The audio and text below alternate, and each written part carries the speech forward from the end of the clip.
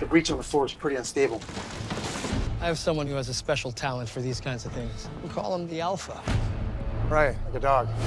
No, like a wolf. It wasn't any different, you know. I think it was even better than it used to be. You know, we're older, we're a little bit more composed and comfortable with ourselves, and able to just be more present. And you know, when we were filming the TV show, everything was so new and exciting, and we were getting so much attention. You know, and we had all these. You know, extracurricular activities we were doing, like going to do Comic-Con, doing all these interviews, traveling all over the world.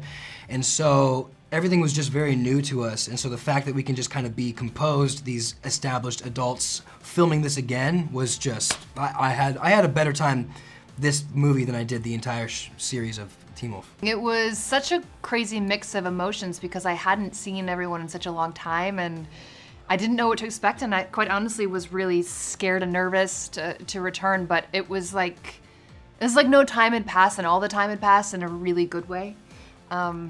It's such a wonderful thing for an actor to be able to experience 10 years in between. Such life has happened, and I think it's indicative in our performances. Since we filmed, there's been a huge movement for inclusiveness, and the Me Too movement happened, and Black Lives Matter movement happened.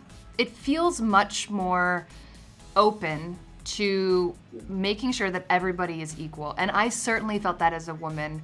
I have a scene in the film where I'm nude. It was my first nude scene ever, and there was a sense of needing to make sure that I felt supported and taken care of that felt really different than the series. I think also we were really young, but there just wasn't a lot of awareness, and the industry in itself has changed so much. And that has been really nice to be back on set with the same people, but having the social dynamics change in a way that feels so much better, and like, you know, it's necessary for the world and for us to evolve as humans and as a society. I didn't see it. You're seeing Allison too.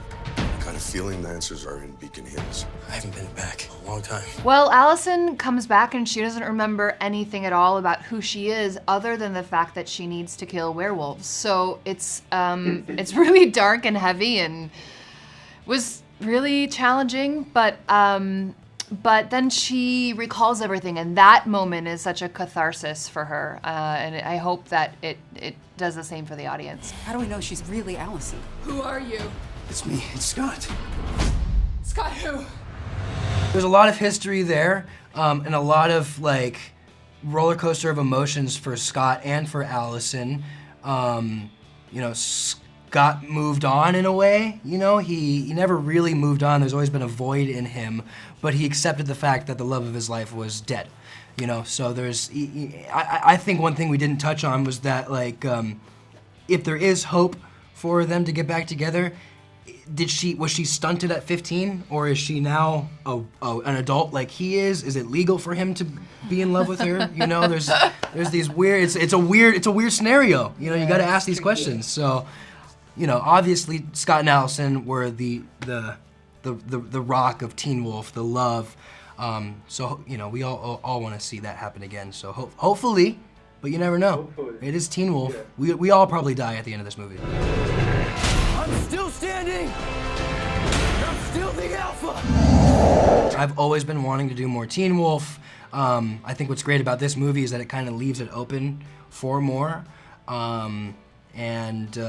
You know, we're all in. So everyone convince Paramount Plus to bring it back. You know, we're here for it. We don't know, but I'm open to it and excited by the idea.